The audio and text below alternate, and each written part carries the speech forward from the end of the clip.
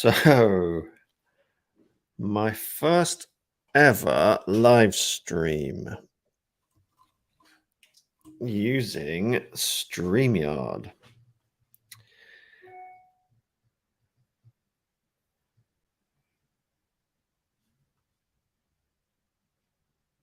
This is going to be kind of like a test live stream. Don't even know how I would find who's actually watching.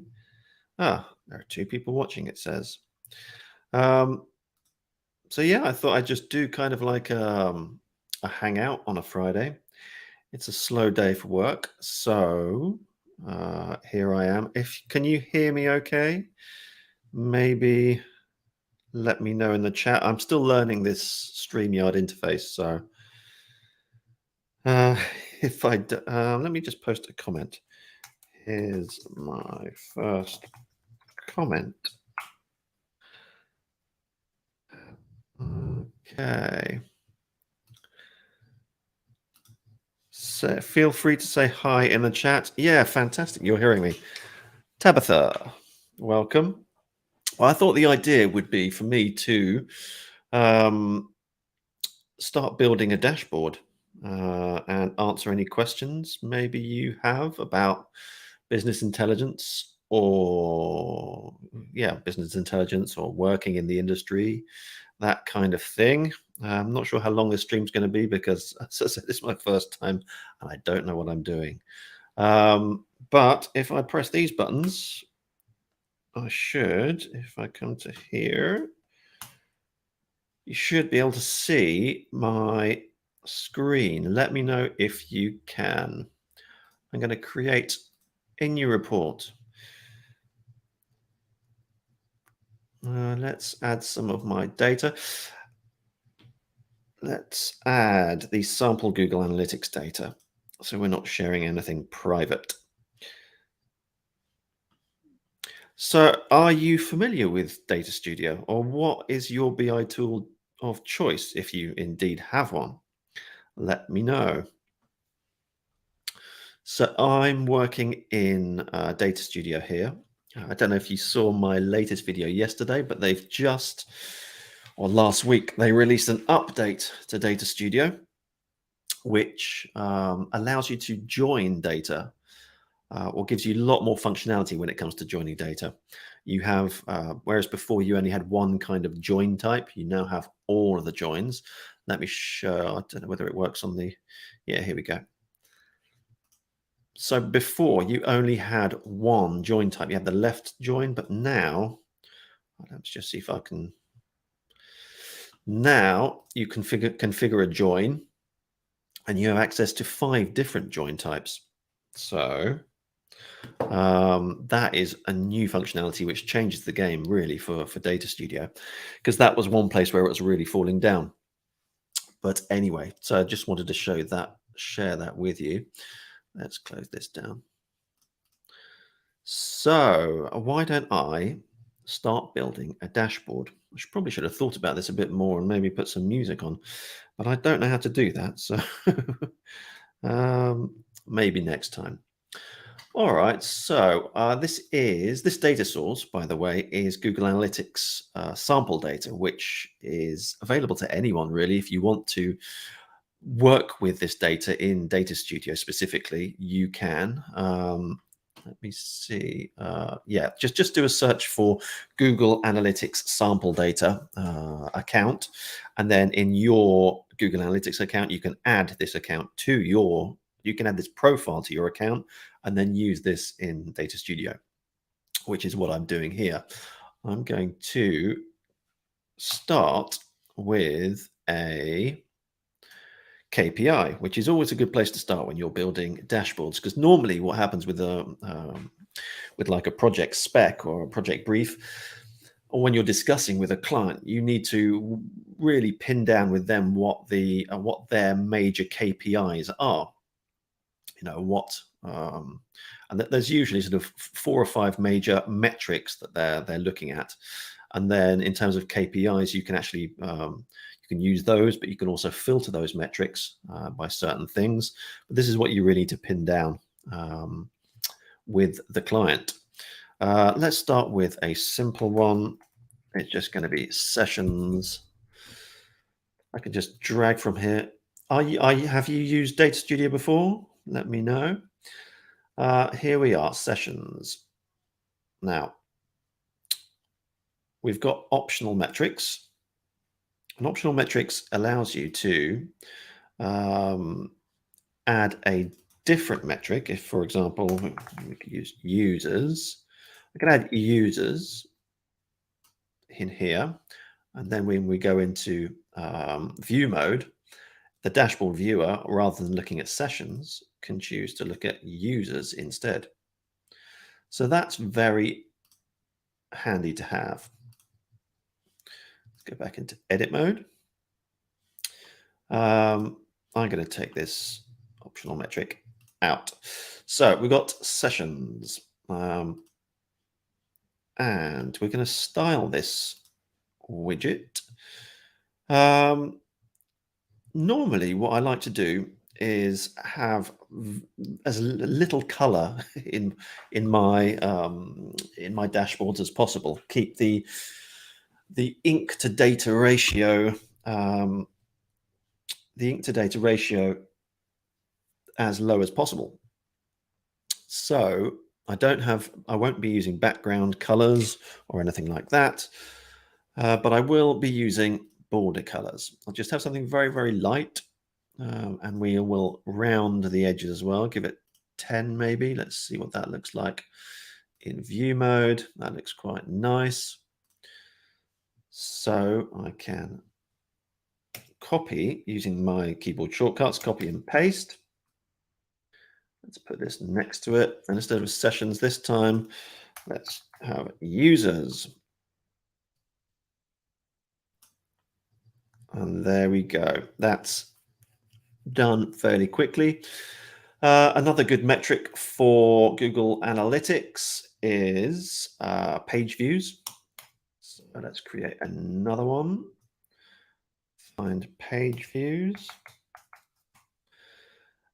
Page views and unique page views. And there we have our three of our KPIs. Another good one to have is bounce rate. These are like our headline figures. These are very useful to have. And normally what we'll do is we'll have these headline figures as KPIs, and then for the rest of the reports, we'll break them down using dimensions. So let's add one more KPI to the top. So what should we have? We could have new users as well. Let's use that. Okay, so there we have it. Our 5 KPIs. And obviously, because we've copied and pasted them, we have the same formatting. Now, if you wanted to change the format of all 5 of them at the same time, let's just have a quick look at that. Start with one, change the style. Let's imagine that we did actually want to have a background color, something like that. What I can do is I can copy this using my keyboard shortcuts, select the others, and do paste special, paste style only. And that will do all of them at the same time. So that's quite a little neat trick to have. Let me just check, see if there's any comments. So I'm very new to this entire field and basically have zero experience. I found your videos browsing YouTube trying to learn about the entire industry.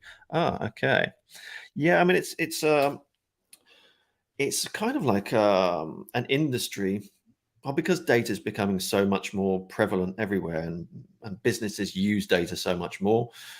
The industry is just growing and growing exponentially, really, and more people, in not only in their day jobs, but also people looking for a career are considering or need to know how to work with data and how to manipulate it, analyze it, and present it in dashboards. So it's a growing field. And I've been in business intelligence for 11, 12 years now. And when I started, if you said if somebody asked me what I did and I said I was a business intelligence analyst, they'd say, "What's that?"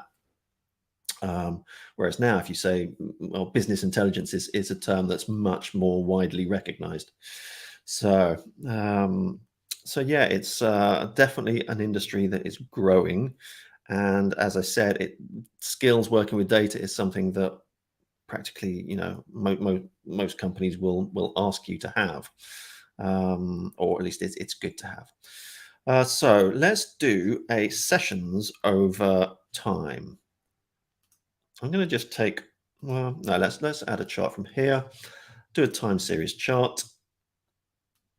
And I'm going to draw it about yay big. And because it's a time series chart, you can only use a date dimension in it. We've got the date here. So that's a fairly quick one. We've got users, but we could use other metrics as well. So we've got users, let's do sessions as well.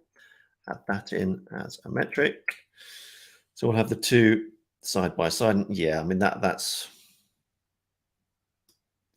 sort of fairly common in that obviously users and sessions will kind of mirror each other, and sessions will always be bigger than users, or you'd hope. There we go. Please feel free to ask questions in the chat. For those of you new here, this is my very first live stream using StreamYard. So I don't really know what I'm doing, but hopefully you can see the screen, you can hear me okay. If you've got any problems with the audio or the video, do let me know and I'll see if I can press a few buttons and make it better. So there we've got our users and sessions. I mean, I added this second metric into this time series chart, but then I could have just used the optional metrics as well. In fact, no, I'm not going to use sessions. I'm going to use users, and I'm going to use something like bounce rate. There we are. I'm going to use bounce rate. When I put them together like that, you can see that bounce rate, because it's actually a percentage and it's from 0 to 1 essentially, and then you've got users, which for this month is around 2,500. Obviously, you're not going to be able to see the bounce rate clearly when you put it in the same axes with users. So the way you get around this is in the style options. Series number 2. You can choose which axis you want it to be in. So currently it's left. Well, by default it's left. If I want to put it in right, there you go. You can now see on the right hand side you've got this second y-axis, if you like, which will help you to display different metrics with different kind of scales on the same chart together. So that's that. Let's see what we could do. Let's add a donut chart. And what should we have with this? Let's have user type and users. User type is base. Well, you could see the bounce rate for new and returning visitors. But if we just put user into metric, we'll just see the percentage of new and returning visitors. Okay. What could we do next? One visualization type I quite like, but which is actually fairly limited when it comes to Data Studio, is called a tree map. Let's add a tree map. Now, a tree map is something which is used to show hierarchies, or something which should at least be used to show hierarchies. So the way it's currently set up with just date in there isn't really isn't really great. We could use default channel grouping. Default channel grouping, and we could have, what else could we have? We could have source, or source medium.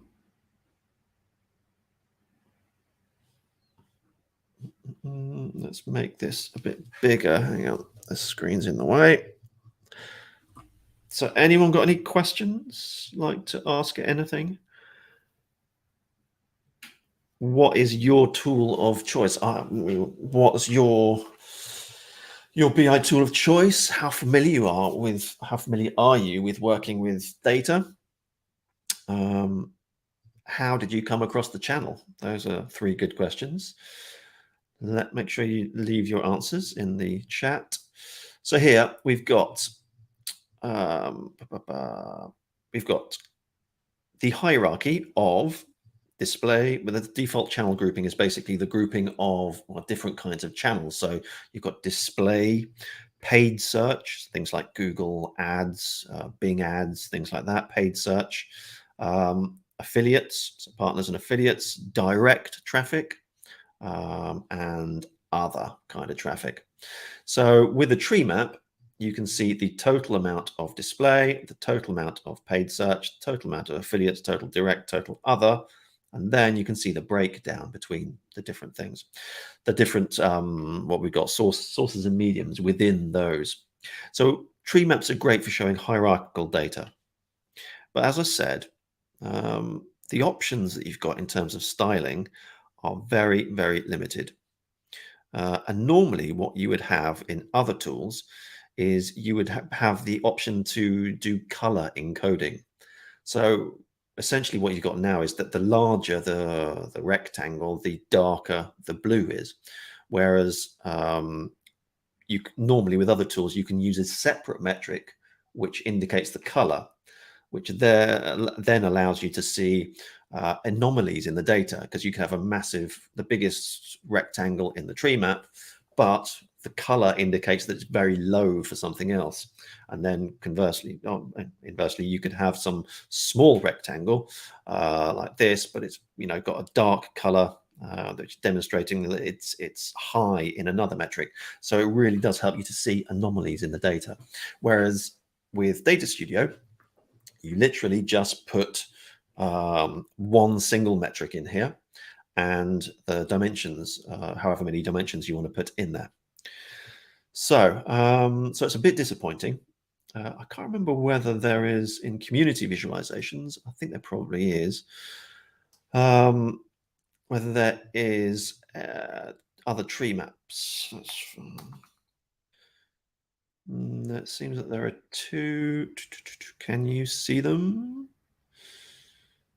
No, I can't. So it doesn't look like there are.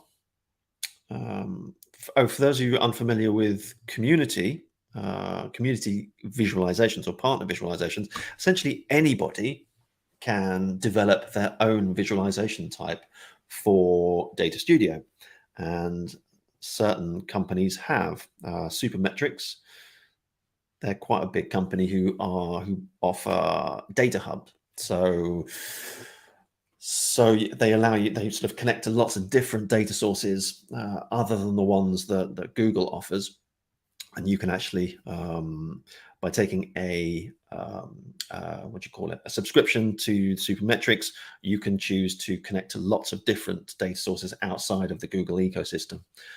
It's obviously a paid service, but Supermetrics have, from here, we can see that they've created these partner visualizations. And you'll notice, we'll come back to the dashboard in a sec. But if we create a new data source, you'll notice that you've got 22 Google connectors, but underneath that, you've got 494 partner connectors. So that's one of the great things about Data Studio, is that it is very open to third-party developers. to be able to develop, like we see here, different data sources, or different data connectors, but also partner visualizations as well. So Data Studio themselves itself has specific sort of standard visualization types, but then you have these partner visualizations which allow you to go a lot further. So that's the great thing. So what was I talking about? Yes, supermetrics, for example. So you can see here they've got a MailChimp connector, JSON, CSV, XML, add plus Google Analytics data. And you'll see as you go through these different partner connectors that there are lots of different or lots of similar icons. And another great partner is called Power My Analytics. They've got lots of different data connectors as well. They're far more reasonably priced than Supermetrics, so you could try those out. And if you want, and you want to have a trial of Power My Analytics, just say that Adam from Learn BI Online sent you, and you can have an extended trial. So that's something that you can do as well. So let's go back to our report. Oh, we didn't even name it, did we? What should we call this? A live stream report. Okay. Any questions? No, it looks like not. So what have we got so far? Let me just bring that down. So we've got our headline KPIs. We've got 5 headline KPIs. And we've actually got in this chart here, if you think about it, we've got 2 of these headline KPIs, users and bounce rate, but broken down by our date. So this basically shows you that, and this is mostly the case, is that, as I said at the beginning, there are sort of basically the central metrics that are used or that the company wants to monitor. And you can have those as headline figures, and the majority of what they want to do with the rest of their dashboards is to break down those main headline KPI metrics by different dimensions. So that is essentially what the whole idea of dashboards is to take, well, when it comes to business intelligence, is to take these KPI metrics and break them down. I'm going to show you, I think it's in this account. Where is it? Or maybe I don't have it. Reports live stream. Could be this one. No, it's not that one. I've got a copy of our Google Analytics dashboard. I do have here we are, Blog Analytics template dashboard. This is kind of, I'll show you what this is. This is a template that I've created, which kind of illustrates the point I was just making about, having headline KPI metrics and then breaking them down. This is essentially an 8-page report. So the first page is the headline report, the headline sort of figures that if you want. So here we've actually got 6 different headline KPIs. And then we've got, these 3 over here broken down over time. And then on this side, we've got audience information, which country, the geographic location of people, where their visits come from, and you've got top pages. So these are like the headline figures. And then following on these, tabs 2 to 7, we've got these kind of major KPIs, sessions, new sessions, average session duration, broken down, and it goes into sort of more detail, more detail than the headline figures. So headlines is sort of telling you the headline figures of these sort of main areas that you want to look into, and then you go into further tabs and you break that down for specific areas. So here we've got how people, basically acquisition is in terms of Google Analytics, is how people arrived at your site. Did they come via direct? Did they come directly to your site? Was it organic traffic, organic search traffic, paid search, display, affiliates, referral, what have you? So that's the acquisition. I think social, there's no data. Let's see. Yeah, there's no data for social. and no data for organic. This obviously this is the sample data that Google provides for Google Analytics. So yeah, there's no data for social, and we can look at that and look at acquisition and see that out of all the different traffic source groups, there is no social in there, and there is no organic in there either, which is means that these are normal, it's normal that they are blank. Behavior. That's in terms of Google Analytics, that is what people do when they get onto your site. So the KPIs for this are like page views, unique page views, pages per session, single page sessions. That's actually the bounce rate.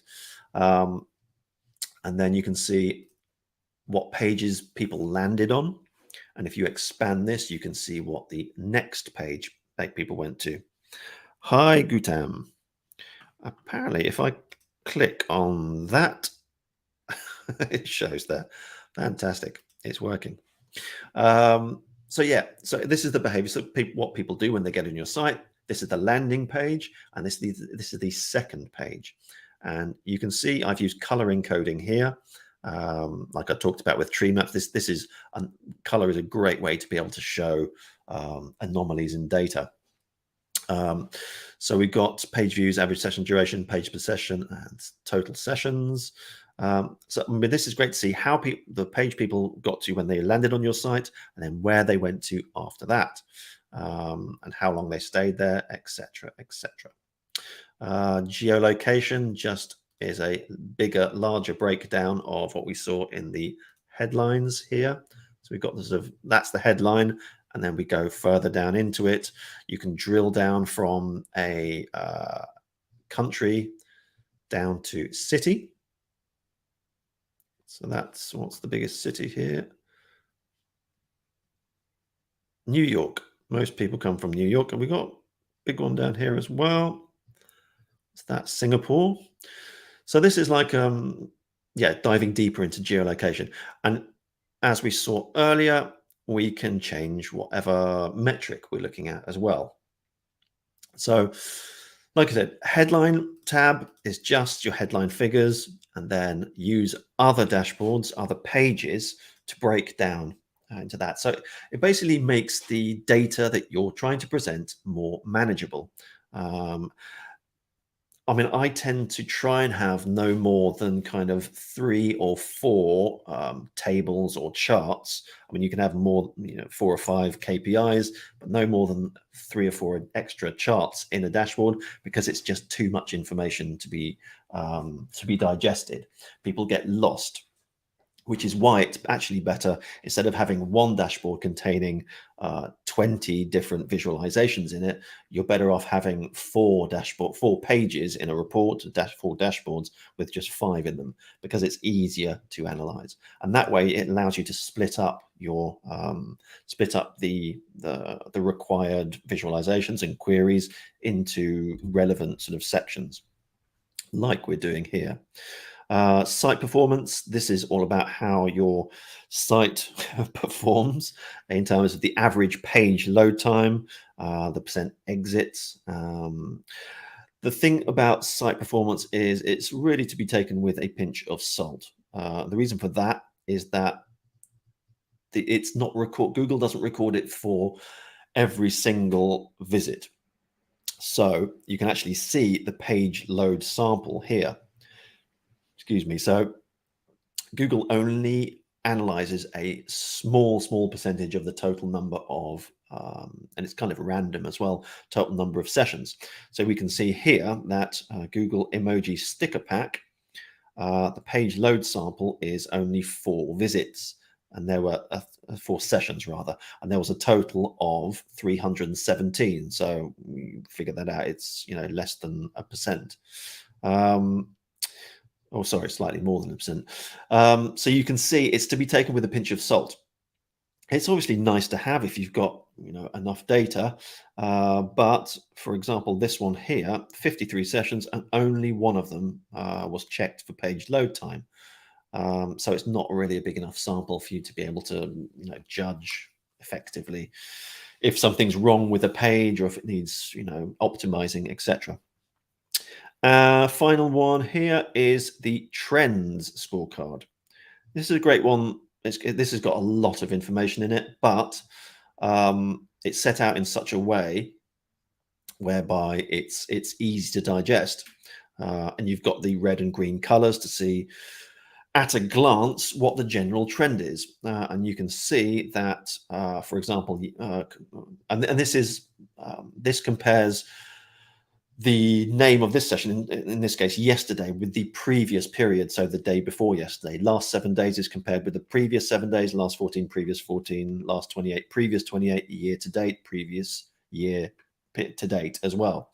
So you can actually, at a glance, see how much red there is and how much green there is for each row of the data here. So in terms of the last 28 days, it's actually looking a lot better than with yesterday. So this is it's great to have these different time periods set out in the same dashboard that can be viewed together, because if you were simply to look at the last 7 days, for example, you'd see all the red and maybe start to panic a little. But then when you look at the last 28 days, you can see actually it's not so bad. It's on its way. You can sort of tell it's on its way down now, because the more it's continually being red, turning red for these KPIs. But over the last 28 days versus the previous 28 days, you're actually up 14% for sessions, for example. So it's good to have that kind of context there. Any questions at all? Anyone want to say hi or just put anything in the chat? I'm probably going to stop this broadcast soon and then figure out how to maybe add some music to it as well. So it's just not just me talking all the time. Okay, so that was just basically showing you how you go about creating a group of dashboards. This is a template which you can get access to via my site. It is a paid template, but if you like, I could probably give it to you for free if you wanted it. Let me know. So yeah, this is just a basic example of how you go about, for Google Analytics at least, creating a set of dashboards. First one gives you the headlines, and then you dive deeper with the other ones. Hello, let's see it. Hello, how are you? Sorry, I just joined a few minutes ago. Well, I'm probably coming to the end now, unless you've got any questions you'd like to ask. Because haven't, apart from Tabitha, who I don't know if Tabitha's still here, and Gautam, nobody's actually asked anything, which is fine. But if you do have any questions, then please feel free to ask them before I end the stream. But to answer your question, I'm very well. I'm very happy it's Friday. It's been a good week, got a lot done. I released a new video yesterday, which actually hasn't done so well, but I think it's important to, the subject matter was basically the updates to Data Studio that have been made and how they really change the game for Data Studio. And it relates to how you can blend data or join different data sources together in Data Studio, whereas before it was just completely limited and basically useless. Now they have made it so that you can join data very easily, and so it is a major game changer. Whereas before I would not have recommended Data Studio for certain use cases. Now with this new functionality, there's no reason to not recommend it. So does anyone here actually use a BI tool? And if so, what BI tool are you using? That would be really interesting to know. I mean, I'm an expert on Data Studio. I use other tools as well, obviously, but my whole thing is about business intelligence for beginners. So for me, there is no better tool out there than Data Studio for beginners. And it's free as well. So that makes it even better. There is no better tool out there than Data Studio for beginners because it's very, very simple to use. It doesn't overcomplicate things. The user interface, unlike Power BI, is simplified based on what you're actually doing. So if I'm working on a specific kind of visualization, only the options relevant for that are displayed. I'm, as I said, I'm not a big fan of Power BI. It's powerful, but I actually prefer to work with, excuse me, with Data Studio. Okay, so I might just leave it there, unless you've got any questions. No, anyone? Well, if you've got any ideas for live streams or ideas for live streams coming up, then let me know. If there's any if there are any data sources you'd like me to dive into, maybe create a dashboard with, then please do let me know. Oh, we've got a question here. Do other BI tools have the same user interface, easily understandable? Some more than others. Some are, I think Power BI and something like Tableau are aimed more at the business user.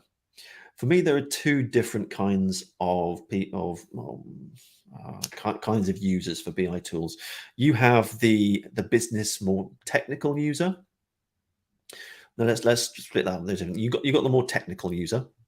So those who are used to working with data and need a powerful tool to get the job done, do what they need to do. And then you have the business user.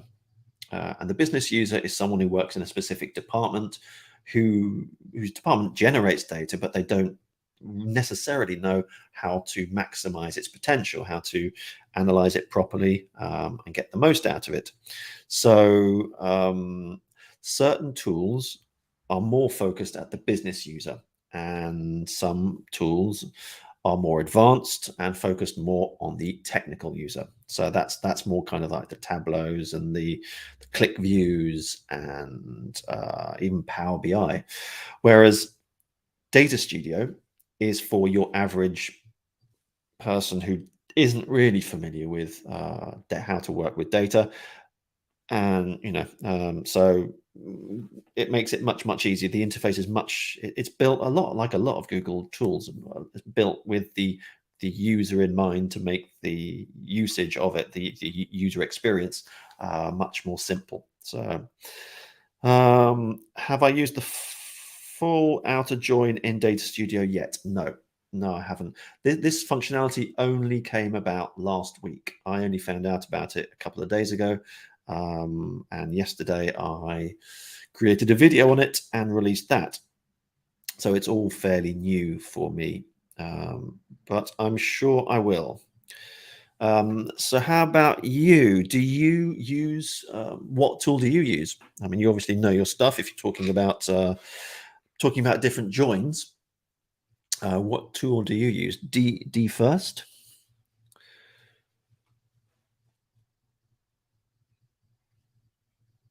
And also, just curious, is the sound quality okay? And is the video quality okay?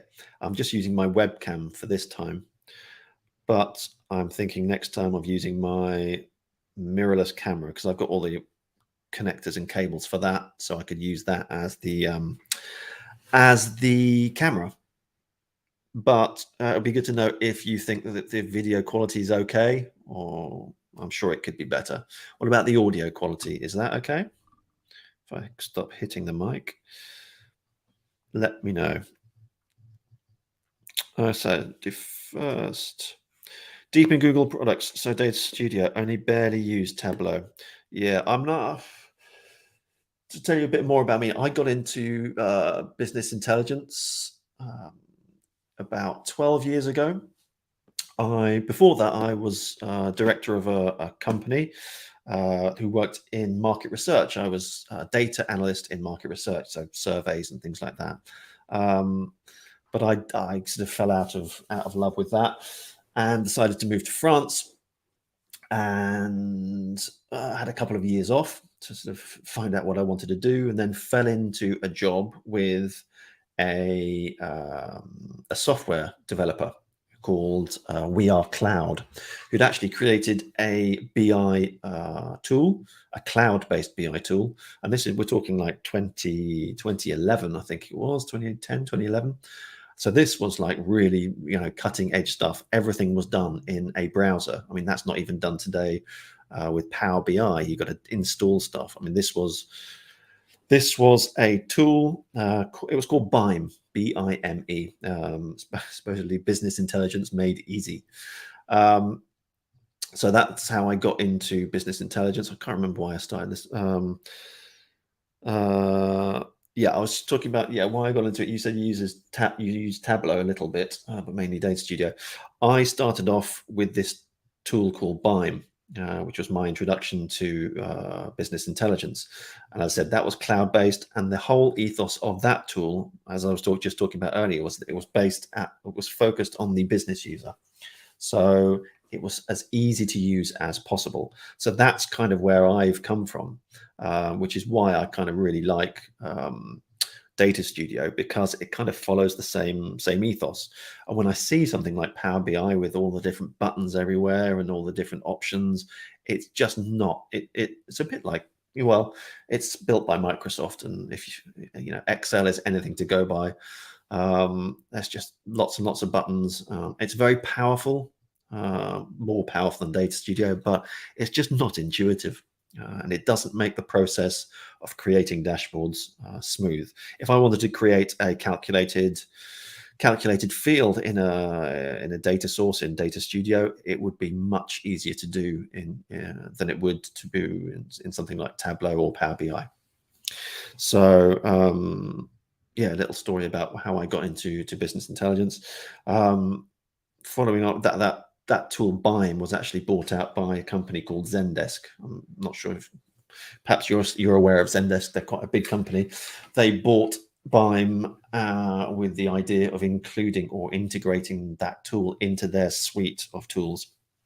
So they kind of deleted BIME as a standalone tool, and it now lives. It's called Zendesk Explore in the Zendesk suite of products. And I ended up working at their head office in San Francisco for a while. And that was how I ended up at Zendesk, and then I quit there and then started my own consultancy. And the YouTube channel started to take off as well, so I kind of started creating videos for that, and that seems to be going well now. We're over 25,000 subs on the YouTube channel, so it's kind of like a nice hobby. It's good. So I'm going to leave it there. I think we've been going for 43 minutes already. Unless you've got any new people joining in now, I'm just about to sign off. I was just saying, this is my first live stream ever, so it's probably been a bit rubbish. But I'll over the next week, I'm going to figure out how StreamYard actually works, and hopefully next week, audio video will be much better. Thanks for tuning in. If you're still here, thanks for your questions. Thank you very much. Indeed. Shreyas, thank you very much indeed. You have a great weekend, and I will catch you soon. I've got to figure out how to turn this off now. This is StreamYard. Do I just... Oh, yeah, it's a big red button saying end broadcast. So I think I'll do that now. Thanks very, very much for tuning in. I'll probably do another one next Friday. If you've got any ideas for content for the live stream, any data sources you'd like me to look at, then please do let me know. You too, take care. I'll speak to you soon. Bye. Have a nice weekend.